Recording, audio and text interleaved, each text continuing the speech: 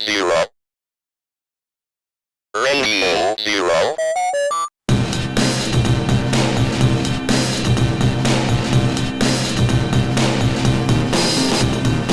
It's Radio Zero with Rick and Rose and Ian Mackay to do like an Ian update. Ian Mackay he's called like a minute ago or 5 minutes ago. And I was like, oh, you should be on our radio show. And he was like, no, you got to give me more than 7 minutes of lead time. You can subscribe to the podcast, Apple Podcasts, Google Podcasts, Spotify. You can go to radiozero.us. There's an RSS feed, old school. We're live streaming on Facebook, on the Radio Zero page and the Poster Children page, on Twitch at PCJCUSA, and on the Poster Children YouTube channel. And you can patronize us at patreon.com/Radio Zero. Thank you to everyone who has been patronizing us. I'm like on the oh my God. Oh, one other announcement. Totally So Salaryman, the band that Rose and I are in, electronic instrumental, is performing September 30th at the Connie Link Amphitheater in Normal, Illinois. This is like that's So I'm being professional today. It's just we always talk about the shows that, oh yeah, like in the last minute of the show when no one's listening. Playing a show. We got a show coming up, but it's free. It's Salaryman. outside. Salaryman. Yeah. And New Souls also. This is our makeup. It's a makeup show. For Make Music Normal. Yeah, it's because there was a big thunderstorm coming, and so we didn't play outside in the summer, and so this will be the makeup date. It's going to be snowing. Hopefully it'll be cooler than it was over the summer. It was like 150 degrees that day. Yeah, it was really hot, and then it got, that was good. But who knows what September 30th in 2022 in Central Illinois will be like. We can spin the wheel. It could be subarctic. Be both. Yeah, it could be and hot. It could be desert-like heat. It could be jungle-like heat. It could be could be a fall. tornado. Could be a tornado. tornado. There could be a tornado. Anything. We've got all weather here in Central Illinois. It's just, and now, thanks to all of our irresponsibility, now it's becoming random. We get all weather, and it's somewhat random. Jumping right into it, aren't you? Sorry, you political hound. Salaryman's instrumental music, so I can't. It can't be political when we play, because of course instrumental music we all know can't be political. And what are some of our new song titles? I'm trying to remember. I feel like it's going to be a while before we have a record, and I don't want to give away all. Well, no, I'm just asking because I can't. You got to come to the show to hear the song titles, and we don't say them anyway, so you won't know. So the last time we played at Japan House, outside Japan House in Urbana, Illinois, and like all of like the Blocco Gavion came, the other band that I play, the samba band that I play in. They're like all out there, and I was like horrified because I was like, I don't know, like Salaryman to me is always like, it's like this weird, like it's like a parallel universe or something.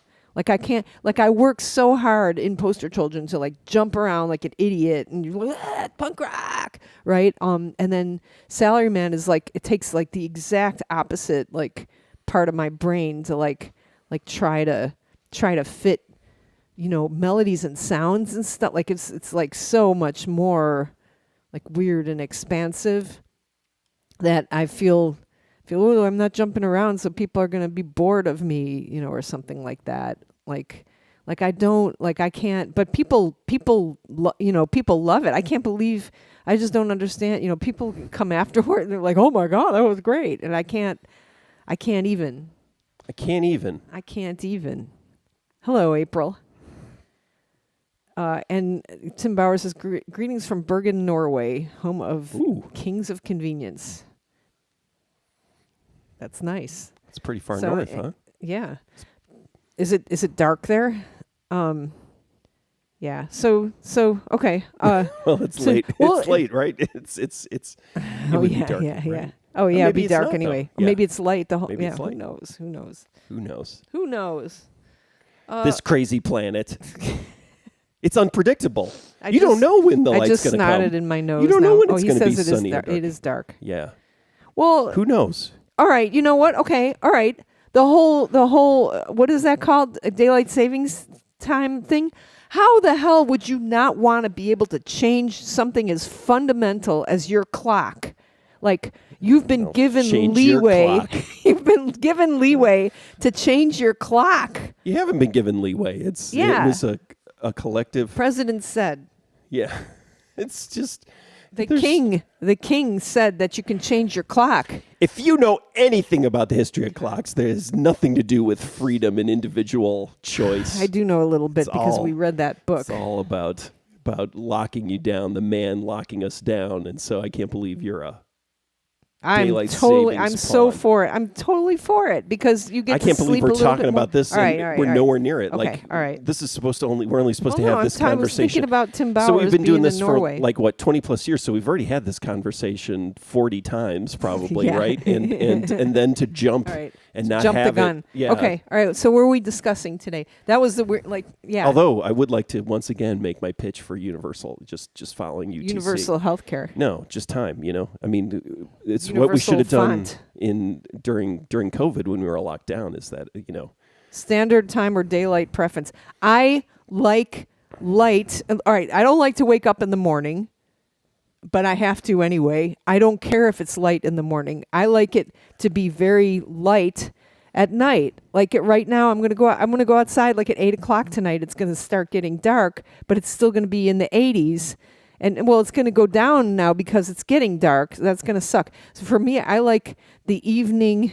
I like the evening dark, or it to be light in the evening. But if it's going to be like 4 hours of light anyway in this winter here, and it's going to be depressing, then I don't really care when it is. I don't care. So, and what I'm saying, and this is, I want to go push beyond this, is right now where it's 4 p.m. Central here, but we should be just going UTC, so it should be 9 p.m. 9 p.m. around the whole planet. Well, then at we'd this have time. to go to bed in a couple hours. No, you just change the hours that your operational hours, and so then when What you're calling, does it matter when what you're calling time it someone is? in Texas, well, Texas doesn't matter; it's the same. When you're calling someone in California, or you're calling someone in India, it's the same time everywhere.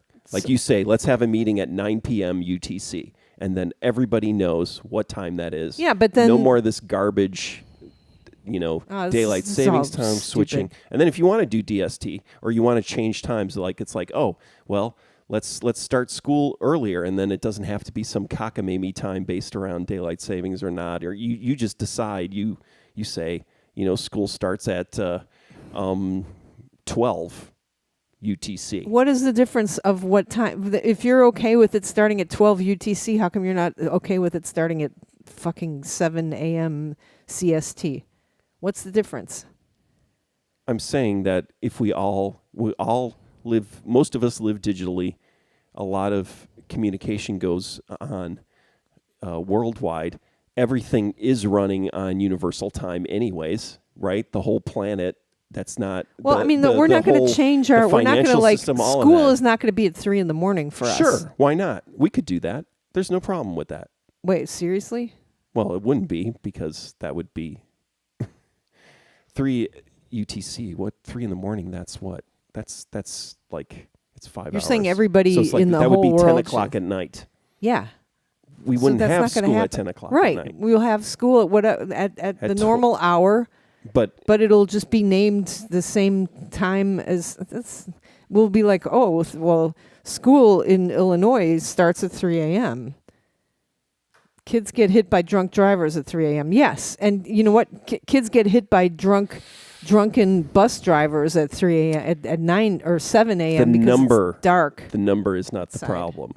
Yeah. That's right. Yeah. The daylight is the problem. Yeah. All right. And so whatever. having a system that shifts around depending on where you live it makes it no lighter sense. in the morning. If there's not enough light in the honestly, morning because and 150 years ago people just went off of the sun, so everybody had a different time. Yeah, and everybody lived to be 30. So exactly. So we need to push ourselves to live to be 100 or 200, and so if we just continually waste our time missing international calls and schedules, and even just like East Coast Central, and then also deciding that daylight savings time and determining chunks of like start times based on daylight savings time rather than, school when during November should start at, when after the sun's been up for a half an hour. Oh, so you're like change the school schedule. Yeah. Like instead don't try to try to That's good. Like, can you maintain imagine, this like, if you cockamamie change, system. if you so much as cancel a class or move a class online, your students are confused. You confuse everybody. And April here says you confuse cows on when they should be milked. Well, no, you don't. You start well, yeah, you go back to cow time. Like people who milk cows have to adjust, right? So when the time changes, they don't make the cows wait for another hour. That's right. They probably go at the same time. Yeah. And they probably don't do that either. They probably it's all a machine. We can talk about this when it comes up later. All right. So we both had COVID. You can hear Rick is still coughing. We finally got it after 2.5 fucking years. And then we've already had the discussion where we've already had COVID in like February 2020. Back when it was cool. Back when it was cool. Yeah, we were both deathly ill. Everybody on our faculty was deathly ill back then. But I talked to somebody who was sick in December of 2020. Yeah. Oh, no, there were some people. Yeah, so that's even cooler than right? us. 2019. Yeah. Or 2019, right, exactly. Yeah, no, that was the thing, is that there were a group of people who came back from China. Tim Bowers is like talking about stopping the earth tilt now on the first day of spring or autumn, 12 hours of light for all. We just set off enough bombs so that I'm sure there's a Superman or some kind of Marvel movie with that. Is your back itch? Are you still itching from COVID? I think I am, and so I did order a back scratcher, so I will no longer. I still have the what is it called? The noodle. I can scratch your back. What's the thing called? The noodle grabber. Yeah, he's been using the noodle grabber. See, I don't really care if you do that. I don't care. I use all the inside knives for like cutting hostas and stuff. Hosta. Well, that I mind, but I wash the back scratcher. Or noodle grabber. I don't care about that either. I do. I do. I think it's a problem. And if it's starting to make me worry that, now that every time I use that thing, it's like, you might have used it as a back scratcher and just I'm not hung it back up on the wall. No. Who wants noodles? Scrubbing your armpits with it. Anyone? Noodles? Okay, so what do you have on the list to talk about today? Well, we both had COVID, so what was really funny is like I came home. I tested myself already for COVID. I don't know if I had. You came home. You were gone. Like you brought Dairy King to Columbia, right? You brought the kid to school, and then you walked around all day, and it was hot, and you said that by the end of it you were feeling sick. Yeah. And then you got home, and I think the next day I walked in, and you're like sitting on the couch watching TV, and you're like, guess what? And then holds up looks like a pregnancy tester. And it's a COVID tester, and he's like, I'm positive. Do you think maybe I was pregnant? I did. I was like, what? Are you peed pregnant? on a pregnant stick? Pregnant what? But then you were like, I'm positive. You peed on a pregnant stick? Pregnancy stick. So I don't really remember last week. I know I guess I made videos for my students, right? Because I had to have canceled. I couldn't have come in and then Wednesday I became. So like 5 days after you tested positive, I tested positive, and I was testing the other days too, and I wasn't even. It's weird because I didn't feel sick, and I remember I somewhat isolated. Right? Yeah. Oh yeah, you totally. Yeah, you slept out. I slept in the TV room. Yeah, I felt so bad for you. Oh, that's fine. And Graham had COVID in the summer, I guess. And nobody caught it from him, but he really isolates. He may not have had it. Yeah, that too. False positive. That's right. But so yeah, I didn't catch it until and I went to Champaign that Saturday, and I wore like 3 masks, and we had like some sort of capoeira event, and I was the only person wearing masks, but there were other people coughing there, and then it was like that was Saturday, and then on Tuesday or Monday, people were saying that they were sick. People who had been to that event were catching COVID, and I was like, oh no. Well, Champaign County, Champaign-Urbana was a hot spot. Yeah, It yeah. was like the hottest spot in Illinois. Look at It's Illinois. There's like worse than Chicago. Yeah, yeah. It was And so that was the bright thing. red. When I went to Chicago and went to Columbia College, it was all masks all the time, Yeah. everywhere. They weren't, here we're not Nobody's wearing requiring masks now, yeah. on our campus, unless you test positive, and then 10 days after, you need to remain masked. It's 5 days of isolation and then 5 days masking. So, yeah. So by Wednesday, and then so Tuesday, I remember because I went to class on Tuesday online. I went to capoeira class, and I was like, I didn't feel sick at all. And then Wednesday, I think it hit me, like I started feeling sick, and then I tested positive Wednesday night. Finally, like I kept testing. And Finally, I felt really bad for wasting the stupid tests and testing negative. But then, it was, and also at some point I was like, is a negative test a waste? Yeah. I Well, think that's also like half full, even half COVID, empty. even COVID doesn't like me. COVID took everybody else, but didn't take me and stuff. I felt really bad. So, but then I got it just like everybody else, and then I was upset too. I was like, God damn it! It lasted 2.5 years. So not having COVID upset you, and then having COVID upset you. Yeah. It's like you can't win. Did you? So for me, that Wednesday night, like when I started feeling really sick, and I had a fever, and I got like I felt like when I get the shot, the vaccines, like I had the body burning. Yeah, but I didn't have body burning, but I felt run down and had a fever, which is what I felt like after I got my boosters. Yeah. So, but it was longer. It lasted longer. So with the booster, it would be like the day after, and I'd sleep and hang out on the couch in the TV room. But this time, it was like basically all of Labor Day weekend, the long weekend. I just lay around in the TV room. And unfortunately, it means that I have nothing to watch anymore because I watched everything when I was even watched sick. Cobra Kai. I don't. Yeah, well, I felt better after that. I do maintenance. That's a maintenance watch for me. I don't think maintenance watch is good because what do you maintain? You're maintaining your social, like cultural cultural. Yeah, I'm just information. My social capital, I guess, cultural capital. All right. 'Cause I thought maybe I like it. I like to call what you do when you watch something that I watch, monitoring. Monitoring. Monitoring it. Yeah. But what if I? Yeah, there are a few things though. Yeah, so typically if I've watched, we've talked about this. Handmaid's Tale. I stopped you couldn't watching. couldn't make it through. I didn't need I think the new one is out. That. Yeah, and there's I'm like what I think I only watched the first season and then the first episode of the second season of that. Killing Eve, I've given up on that. That was enough. I watched quite a bit of that. Yeah, but I've given up on that. We have to finish watching The Marvelous Miss Maisel because our friend is in it. Yeah. No Cobra Kai spoilers. Josh, you know what? When did it come out? What have you been doing, my friend?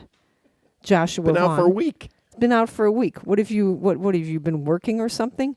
Actually, yeah, somebody I think Conan Neutron is on tour or something, so he couldn't watch it. Or somebody's on tour, so they couldn't watch it. You can still watch it. The rules don't apply. It's really good playing in a Devo tribute band. It's really good. I was just enjoying. I know I enjoyed it. I actually halfway through it I was like, this sucks, but I know I watched it. Yeah. I think I'm going to watch it again. I remember watching I watched half the second half of the season before just to prepare the night before. So I was watching all that, and I was laughing so hard because they had a board of directors. I was telling you, maybe I was in a COVID haze or something, but was it they have this board of directors of this is the previous season, so you would have seen this, I think, Joshua.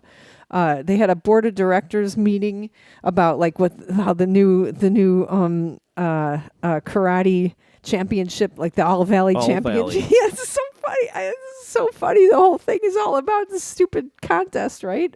It's hysterical. And the board meeting was like, I can't remember what I liked so much about it, but I was laughing hysterically. It was so funny. They were.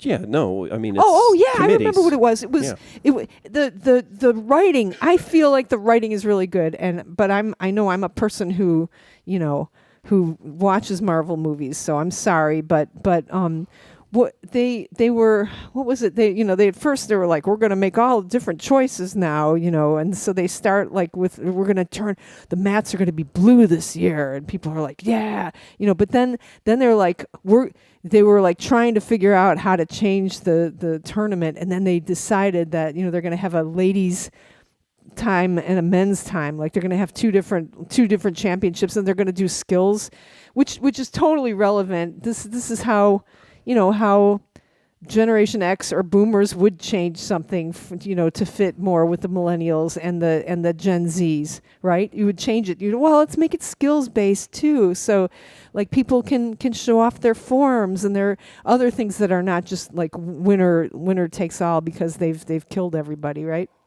Like participation trophies.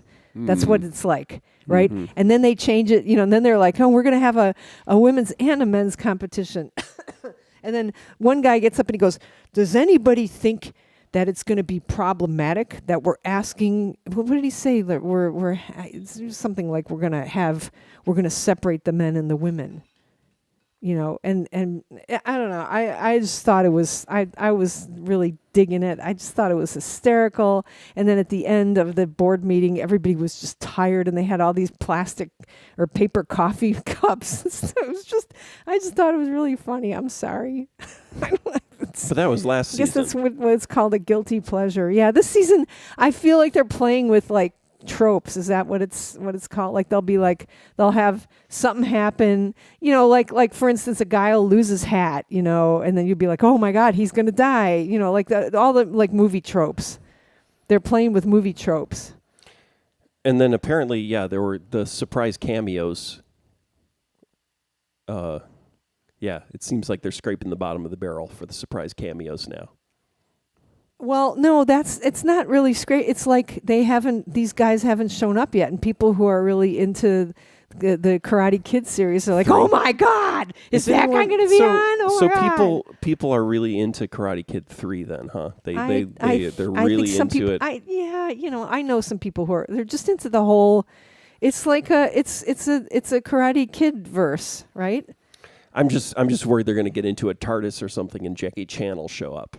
So the thing is that like the showrunners had decided, I talked about this on a Radio Zero, that that second Karate Kid, the Karate Kid with Jackie Chan, is not part of the canon. Yeah, that's what I mean though. Is that like, oh, you think they're going to break to the canon? Point where they just have to get some kind of time travel thing going on. Well, let's move on. It's stupid. You liked season 5 though. I think Dr. Miyagi Mr. Miyagi comes back in a DeLorean. Joshua Vaughn says, and you called the ending. I'm going to watch it again. I think it feels inclusive to me as a martial artist to see a soap opera that just is all about martial arts. And the one thing that I actually thought at the end, I was like, why don't they just have some other martial arts? Like, I think there, it seems like there will be like a season 6, and why don't we, can they, like, they even threw in, did they do that with, no, they threw in like a little nod to capoeira in the Karate Kid with Jackie Chan. It was like a little, like the guy breaks a vase and goes, oh, look, I did capoeira. But that might be neat. Like they have like the World Championships of Karate, or the World Championships of Karate is going to happen or something like that, but it's just going to all be karate. It's weird. I think maybe Chuck Norris will show up. I don't know. All right, so what did you watch that's so much more highbrow than what I watched? I watched The Outfit with Robert Ryan and Robert Duvall and Karen Black. Bobby Duvall. Elisha Cook Jr.'s in it. Joe Don Baker's in it. It's amazing. It's like a 1973 neo-noir that I had never seen. Is that what you were watching last night? Yeah, Oh, yeah, okay. it's crazy. And the night before I watched Odds Against Tomorrow, which I've seen before, with Robert Ryan and Harry Belafonte. And directed by Robert Wise, who also directed The Day the Earth Stood Still and The Sound of Music and West Side Story. Oh, yeah, yeah. And, It got me all excited about was that. Was the editor of Citizen Kane. And actually, I believe he was the guy who edited The Magnificent Ambersons while Orson Welles was in Brazil, right? Was he in Brazil? Where was Orson Welles when they edited The Magnificent Ambersons? Right. But yeah, it's Odds Against Tomorrow's. That's got crazy guests, like so many people. Shelley Winters is in it, like for like one or two scenes. Like they're both movies actually. So and Robert, yeah, maybe that's just a characteristic of Robert Ryan movies, but like or film noirs, I guess, is that. But they seem to be reeling through like the character actor Rolodex in both movies. It was just amazing. All right. Yeah. Now I got to watch Charlie Varick, which I always thought was just from the name, I thought I get it confused with another movie, a cowboy movie, but Charlie Varick is, what's his name? Walter Matthau. In a film, kind of neo-film noir-y kind of movie. Okay, so let me ask you, I just had this thought. So you couldn't watch The Handmaid's Tale just because it was too sad? It was like too, like they were too mean to the... No, I just felt... I felt or it it went had off achieved. The rails? Yeah, it went off the rails. It achieved its goals, and in the first season, and then I think she made some really messed up, stupid choice. She decided to go back for her child, right? But Is that what you upset you? Yeah, basically it was like, oh, okay, we're gonna continue this. I felt, and I also felt like it's sometimes.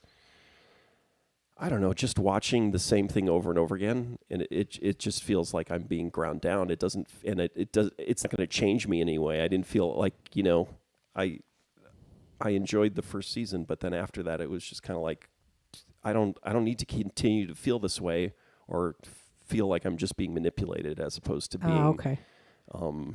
I don't know. I was going to liken that to like a punk rock band or something like that, like watching a punk rock band. Well, it's like the Ramones. I mean, I love the Ramones, but it's like... Happy Friday, Dannon. There's after a while... You don't need to listen to it anymore. Yeah, it's kind of like it's all great, but then it's like it doesn't change. Or, I mean, not to be an asshole, but, Sonic Youth's kind of like that too, right? Where it's just kind of like, okay, it's great, but it's like you've built this sort of, I don't know, world, and that's it, right? It doesn't change. I kind of feel like that's what was going on with Handmaid's Tale. That's very good, what you said, like punk rock. Right? Yeah. It's like, so you listen like or like noise rock, like just really, really noisy. Like there's a reason you listen to it. Sometimes it's because it feels good when you stop. I don't know. Yeah. Well, yeah, no, and I honestly, I do not have a problem with obviously, I was just talking about some pretty dark movies. Odds Against Tomorrow is a very, very grim movie. I don't have a problem with that. It's just kind of like, why, but if it's just sort of cycling through it over and over again and there's not really...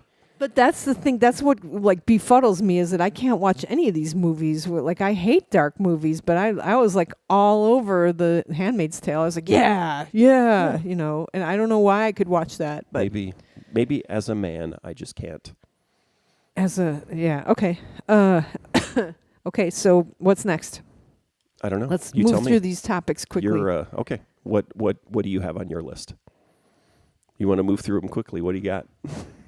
I was just going to complain. Come on, let's move. Let's move. Well, you know what? What I've been doing. You know what I've been doing today. I don't remember there being a list. My brain is dead. Okay. Because I have been writing curriculum stuff, and I was thinking about. So I don't know. Every day I drive to work and I come back home. As I'm driving to work, I think to myself, God, I'm so lucky to be, I love my job. I love it so much. And as I'm driving home, I think the same thing. Like the sun is setting or it's in my eyes and I'm like, oh man, I'm so happy. This is so great and stuff. But today was hard because, and I'm really pleased with what I'm doing today too. But man, it's hard. I'm having so much, I don't like, this shouldn't be this hard, I was thinking. And then I was thinking, oh, wait, maybe I guess it should be that hard. So we've got like 6 new course proposals that we need to write and 12 because they all have a graduate component. I can talk shop here, right? So like writing, like which one am I doing? Like there's a character design course, right? That I'm like trying to, and in order to get these proposals through to have them go into the course catalog, there's all kinds of committees. We have tons of shared governance at ISU. It's wonderful, absolutely wonderful. But so in order to get this character design class through, the professor who's teaching it, helped write all the syllabus and stuff like that. And then you have to write all the sample assignments, and you have to write the course outcomes, and you have to write the topic outlines. These are all the things that you have to, like, you have all this paperwork. And then the course description, and then the shortened course description and stuff like that. But I'm like doing the course description, I'm like trying to figure out how to summarize what this course is going to teach you in 16 weeks. And then I'm also like trying to figure out how to write this. This course will teach you blah, blah, blah, blah, blah, blah, blah. And the course isn't going to teach that to you. The professor's going to teach it to you. So like I need like, this is what's killing me is like, if students taking this course will learn how to blah, blah, blah, blah, blah. And then there's been years where people write, students successfully completing this course will learn blah, blah, blah, blah, blah, and stuff like that. So just like formatting these ideas is making me crazy. And I realize I realized at some point, like, it starts, some of these old syllabi start with, this course will teach you how to blah, blah, blah, blah.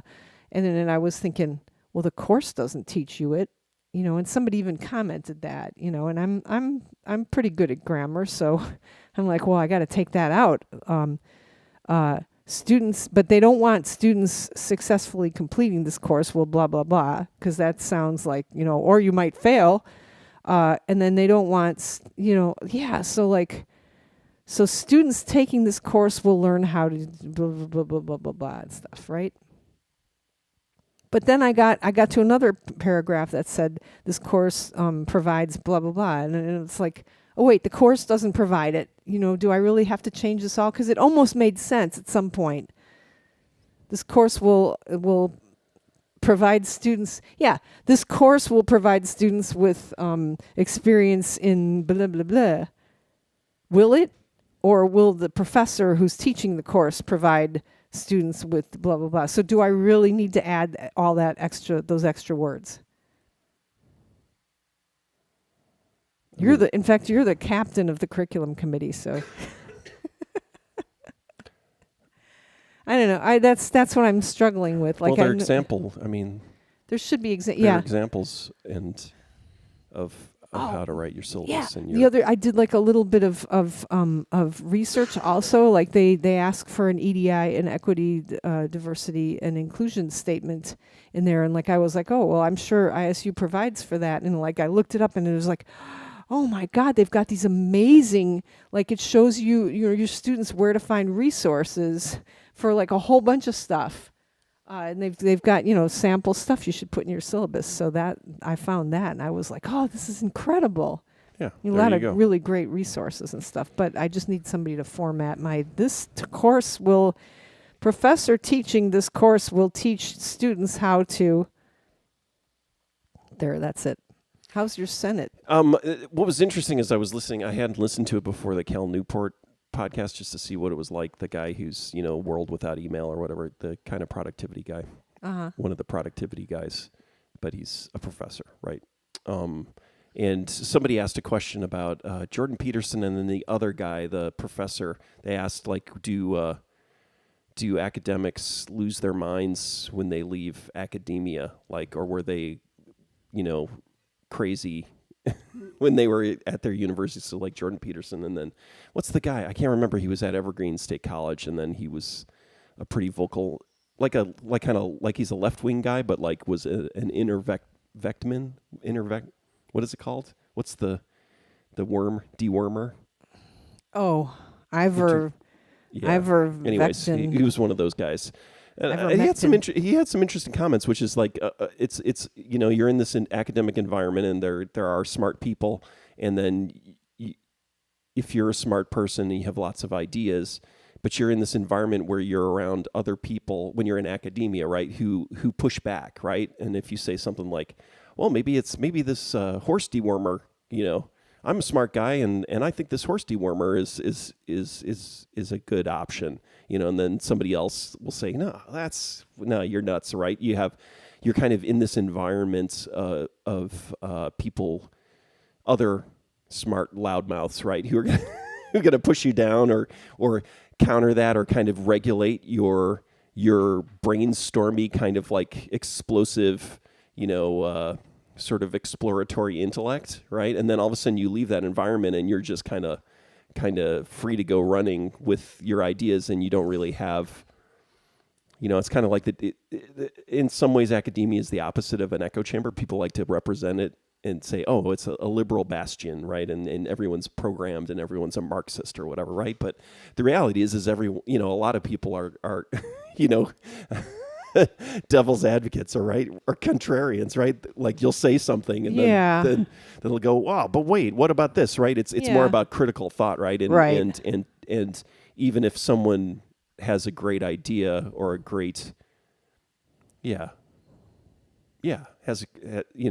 a smart like person, it. they push it back. Yeah. But it was interesting, and I thought that was an interesting perspective about some of these former academics who kind of become these weird, like get super fringy. And it was the question was, were they always that way, or is it something about like what is it about academia? Tempered, So I thought that was interesting, just that academia, instead of it being represented as a simply a ivory tower indoctrination machine, right? It's like, but there's also And just talking about that, the committees and everything like that. There's a lot of talking about stuff and checking and a lot of evaluation that people don't talk about. I mean, I'm on a committee now to evaluate, the faculty, right?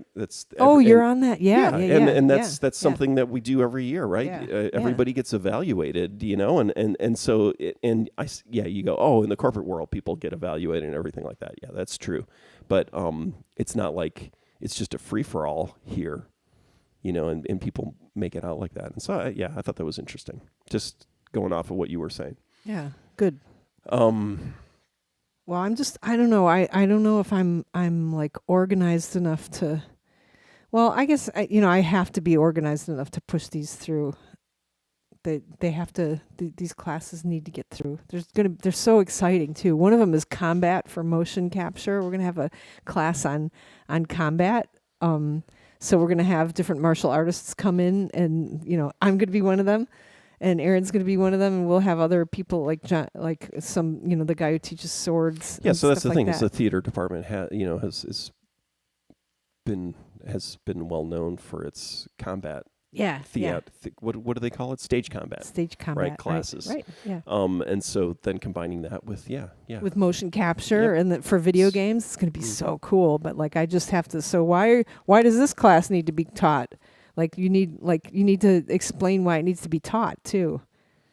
And that's the thing, is it goes up levels. So there's the school or the department that creates the course, and then there's the college level committee that evaluates it, and then there's a university level committee that evaluates these. And so it doesn't just simply happen. It's like it gets evaluated by. It's sent down on larger and larger kind of scales. Yeah. Right. Yeah. And then of course it gets evaluated by the board of trustees and the legislature. No, that's not true. Not here yet, but just give it time.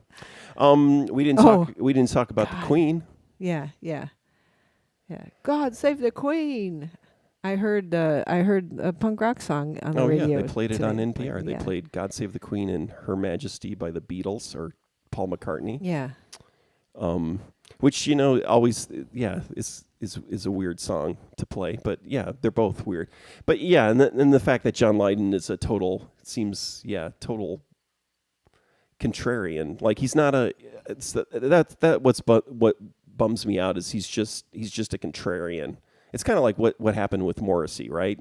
It's just like, oh, these people, you think that they're, You project your whole you project your thinking onto them. I think that kind of anti-royal, that stance, that song "God Save the Queen." It's very, sort of aggressive and progressive, and comes from very kind of progressive, background, right? Kind of worldview, and then you think, oh, okay, so somebody like John Lydon will be a progressive his whole life, and fight for that, and then he gets all Trumpy, in the past couple of years, and it's just like, oh no, he's just a shit stirrer. It's just like he's going to say whatever upsets people, right? It's not about having a sort of firm ideology and fighting, to sort of fight people who are against that, your ideology, right? Or fight for your ideals and fight against those who are suppressing, right? It's more like, oh, I'm just a person who wants to upset people, and so in 1976, 77 it was this, and now it's this, right? And I'm going to do the exact opposite, and it has no common sort of who are your thinking ideology. Punk rockers? Which punk rockers are brainy? I don't think it's brainy. I think it's, that's not what I'm talking about. Okay. I'm talking about having some sort of set core ideals, and I guess people can change, but something that happens, I think, is that some people, you realize, oh, they're not, it's not based on a core set of ideals, right? Yeah. It's based on, their core set of ideals is that whatever the mainstream accepts is, or whatever gets people upset. So I'm going to say this thing to upset people, just to upset people, right? As opposed to, I'm going to say the thing that other people aren't saying because it needs to be said, right? But, listening to God Save the Queen, does it actually, well, it's her fascist regime, right? Yeah, so the thing is the Queen was already a symbol, right? She had symbolic power. Some of but those not words actual probably came political from power. Malcolm McLaren. Yeah, that's true. Yeah. So, yeah, that's where I was going with that. But well, yeah, it's just disappointing. I mean, I don't expect him to be anti John Lydon, to write some kind of anti Queen screed, But I also don't expect him to be like, oh, I always liked her, and not. It's the idea. Of, he did. Yeah. He did say yeah. That just seems. You want somebody to stand up for your anti-Queen, anti-regime. And I'm not, and that's the thing is like, I'm Johnny Lydon would. I'm a freaking American, man. Yeah. We fought. No, I didn't, and neither did my ancestors. My people did not come here until the late 1800s. So it's not like anybody in my family fought the English to free this country, but still, yeah, it's, I don't know. But, I mean, she was a constant, this constant symbol, international symbol. So that to me was interesting. Would you wait in the 3-hour line if you were in England? Absolutely not. Sure you would. And there was something interesting about that, actually, was saying, oh, that, you see that, it was like 7 or 8 hour line, right, to go buy the casket, right, and pay your condolences or whatever. And there were people saying, well, if you think that everyone in that line is a royalist and is in full support of the Queen, you don't understand group behavior, right? Which is like, there are all sorts of reasons why people would stand in that line, right? And it may not even have to do with them thinking the Queen was the best and most wonderful person on earth. There's all sorts of complicated reasons why people would stand there and participate, and one of them is just that, oh, It's just It's an event. It's an event. part of the spectacle. Yeah, exactly. Yeah. Right. Okay. So, I don't know. But you don't. Did you have any exciting insights or emotional responses or from her taking her leave of duties? What? The Queen. You mean did I? Are you asking Did you me? shed a tear? Did you? No, I figured she was going to die.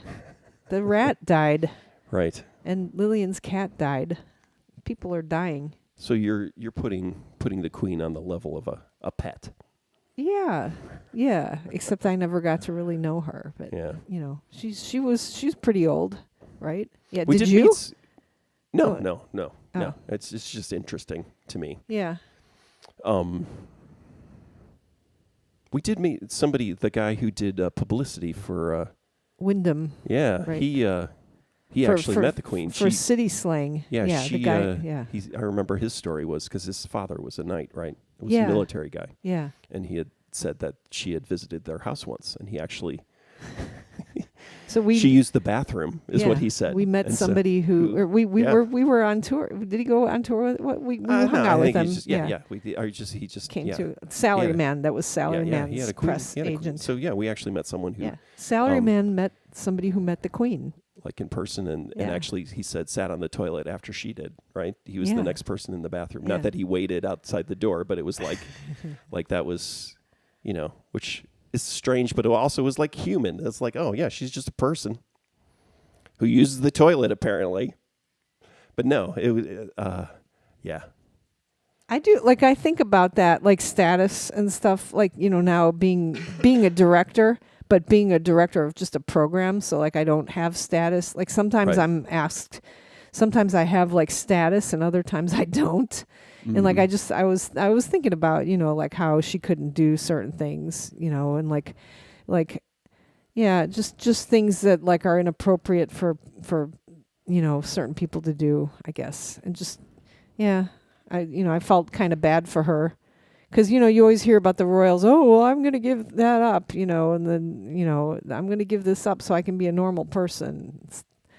Yeah. So, and then turn your prisons into playgrounds and all that stuff.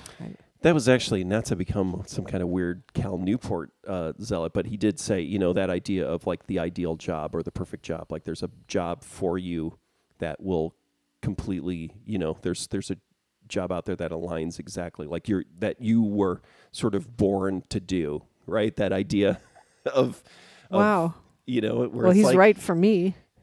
No, he wasn't taught. He was saying Oh. that doesn't exist. So people Oh. get caught up in this idea Oh, of that there's a perfect job. I I'm have. not There's happy in my what's the job. job? Yeah. Yeah, and about the happiness.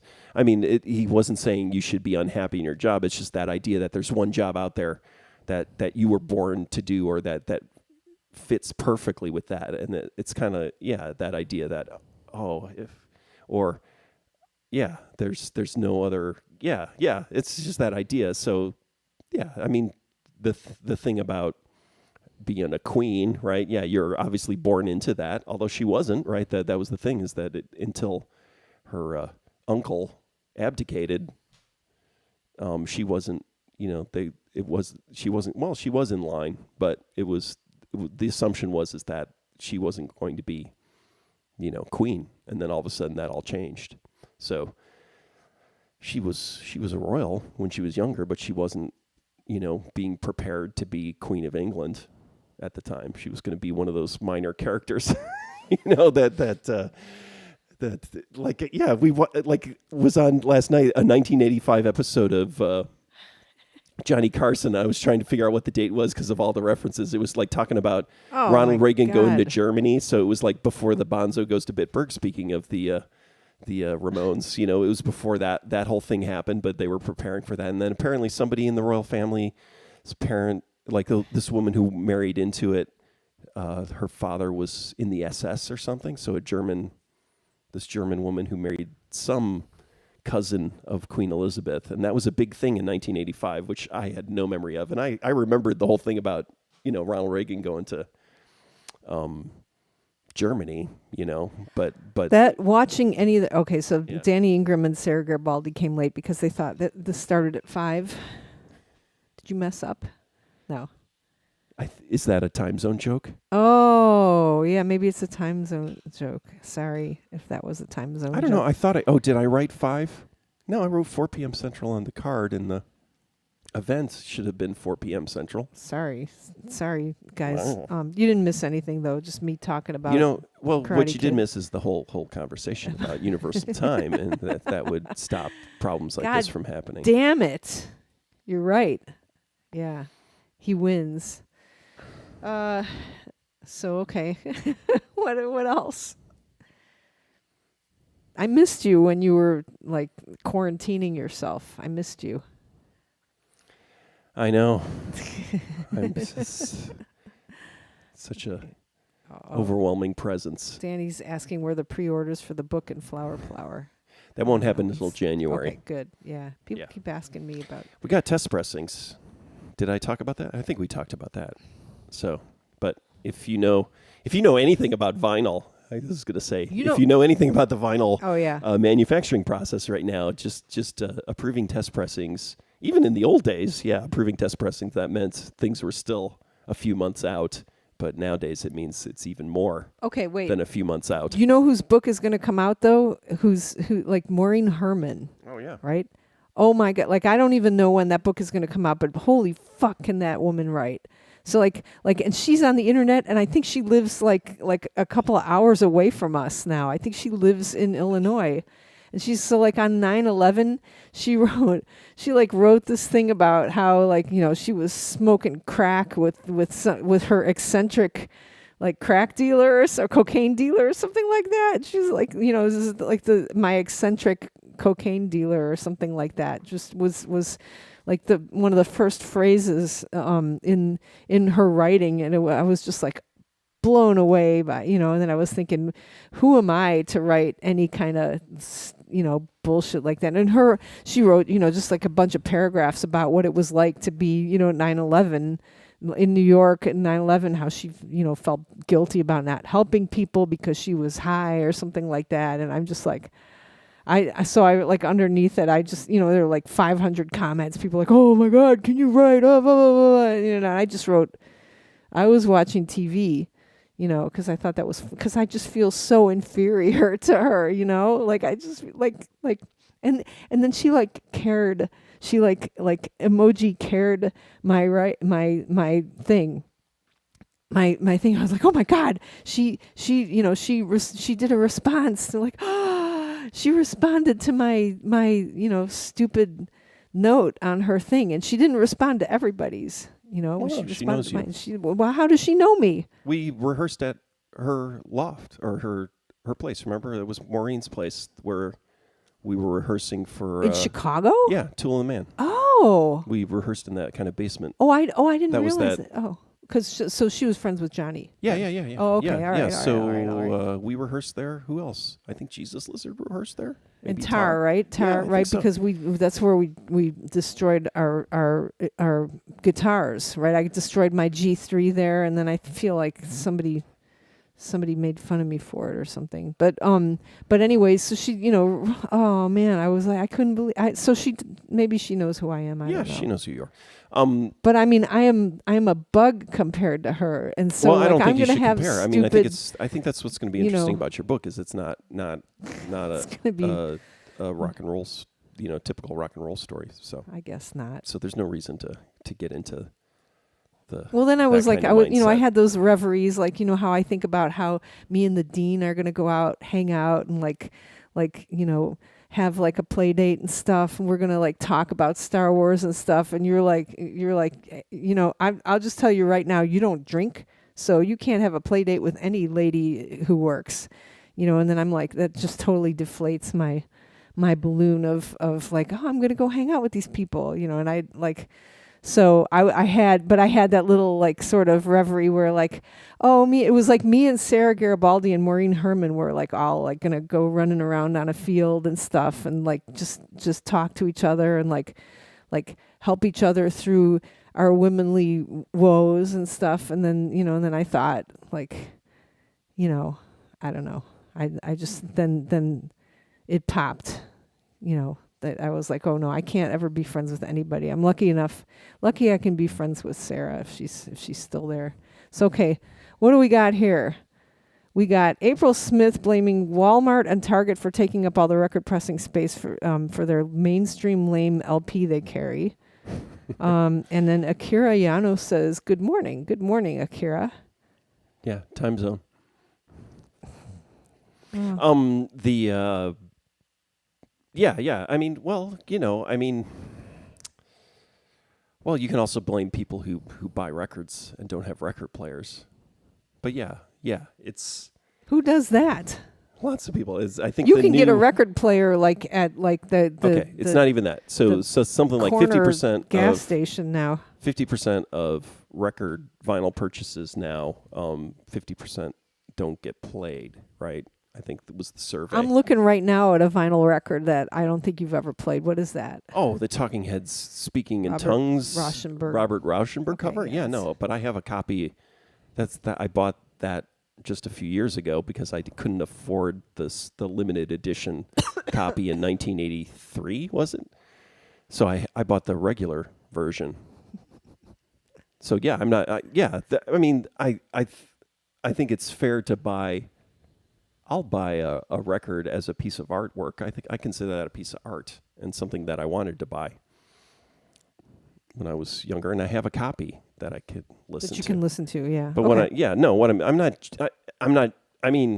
guess maybe. Are you saying that when I buy records, No. I don't listen I to was them? just looking at the Robert Rauschenberg little. Because I don't buy a lot of vinyl.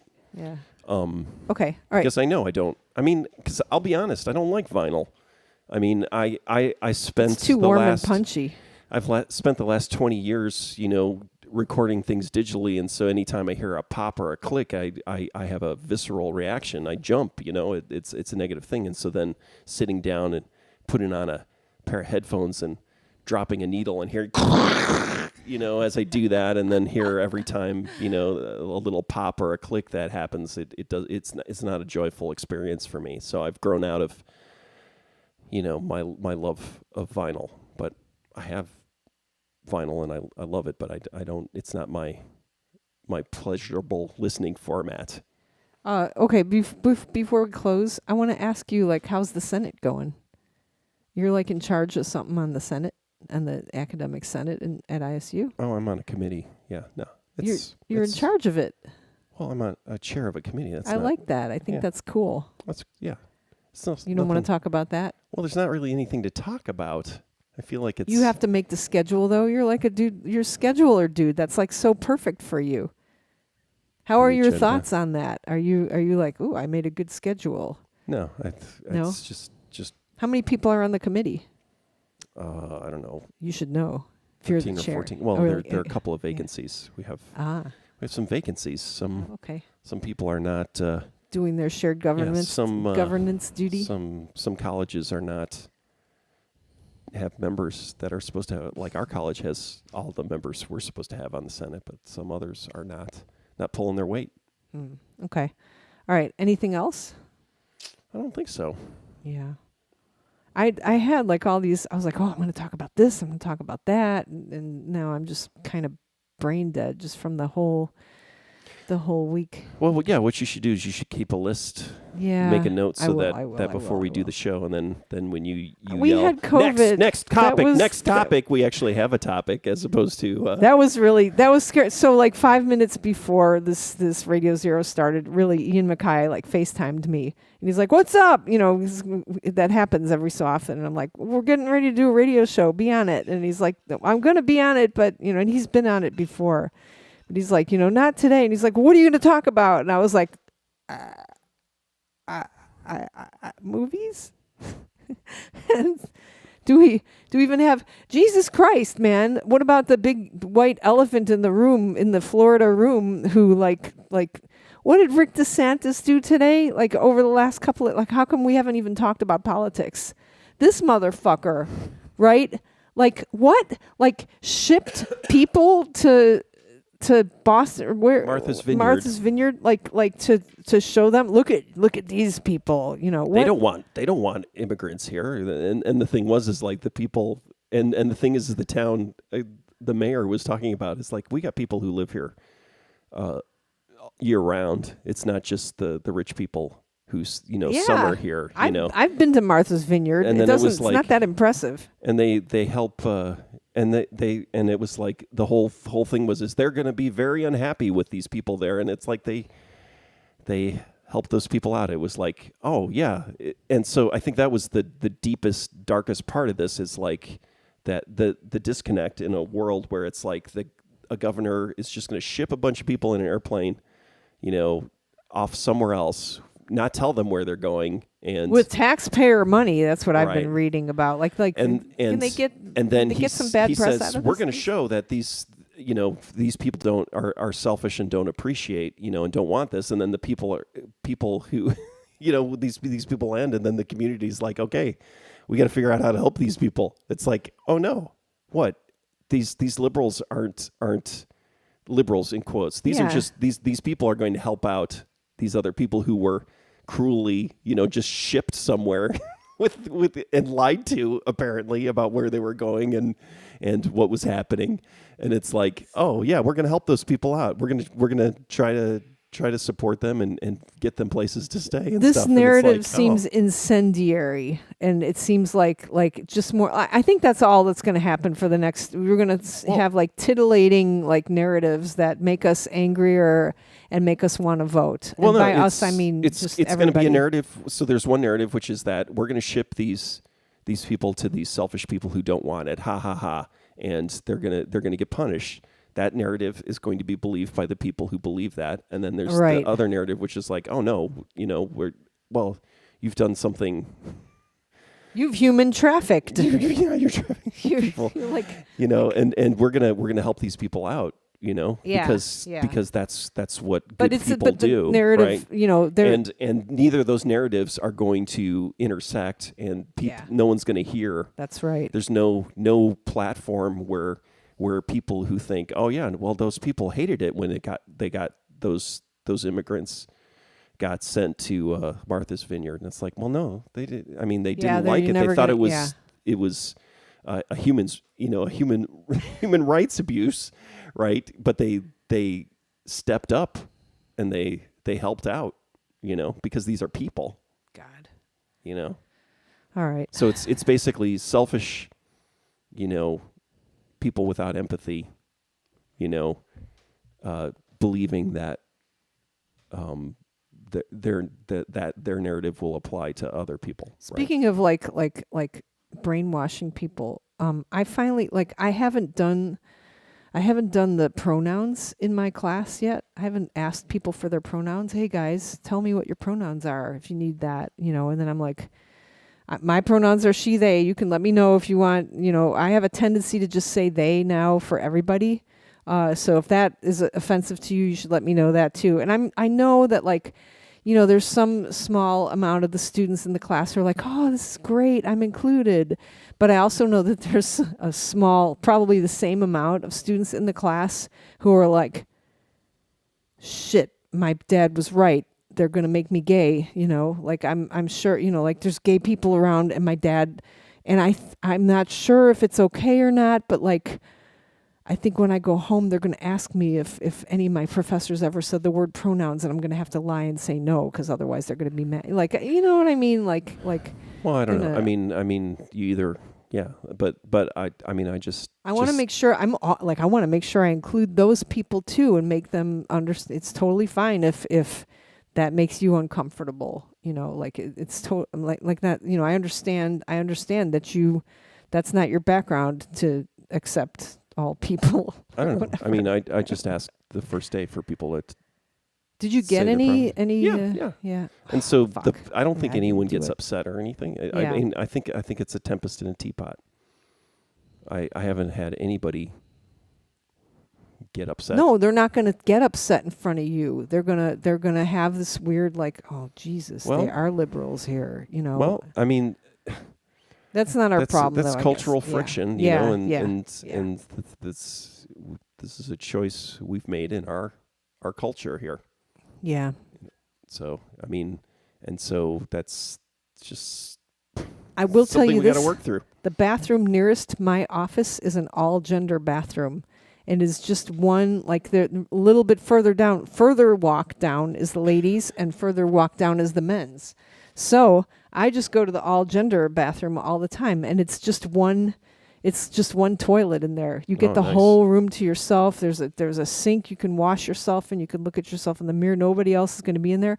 It's fantastic. And so I always go in there. That's where I wash my plants and stuff too.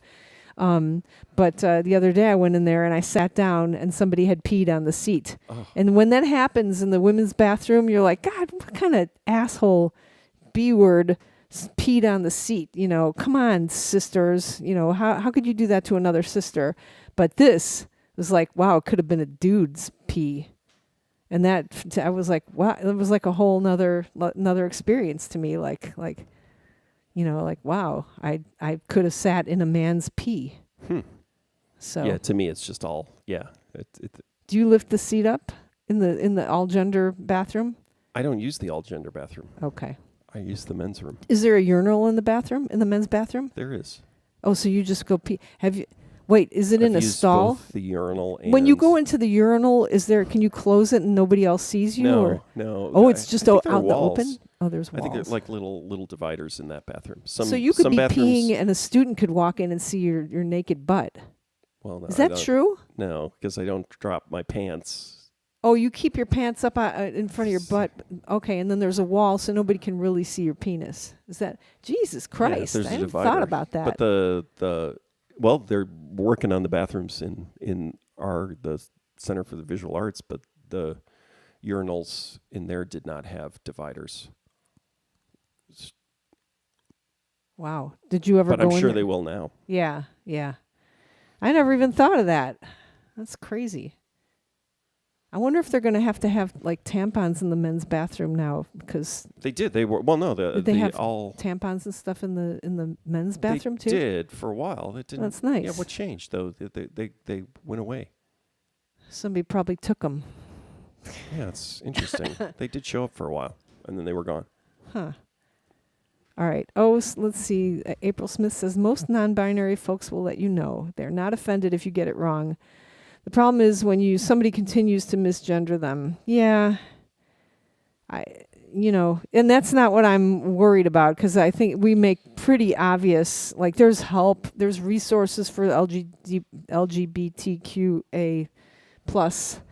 There's resources for these for people who are like having problem like their parents find out and then they can't go home and stuff. There's resources at ISU for Your that. worry is that someone more conservative is going to go back to say to their parents or tell their conservative parents that they were forced to use pronouns that they don't right exactly believe in. Or But not even that. Not even that is not what I'm worried about. I'm worried that somebody who's more conservative is sitting in the audience of the class and they're like, oh my God, what do I do?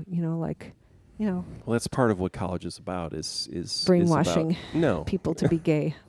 All right. No, so I'm I don't go like on, that. go on, so go in on. this case, Okay, I mean, sorry. normally it's fine if you interrupt me, but to put words in my mouth, that's bad. That's what college is about. Is being exposed to different perspectives and different people. It's and so learning to navigate, and hopefully, it's not like our university is super diverse, but at least it's more diverse than one single, small town, I guess. Yeah. Well. So, yeah, I mean, I just and I wanna think make- most people adapt. I mean, that's the Yeah, thing is like yeah. all of this crazy militant, stuff that's going on. It's like most people are pretty nice And the book banning and stuff too, like compassionate now. and polite. Right. Even just polite, where it's just like I'm not okay. I'm not going to say anything. I'm not going to judge this person, or if I judge him, I'm not going to judge him out loud. I think that's the biggest. It's. I think most people.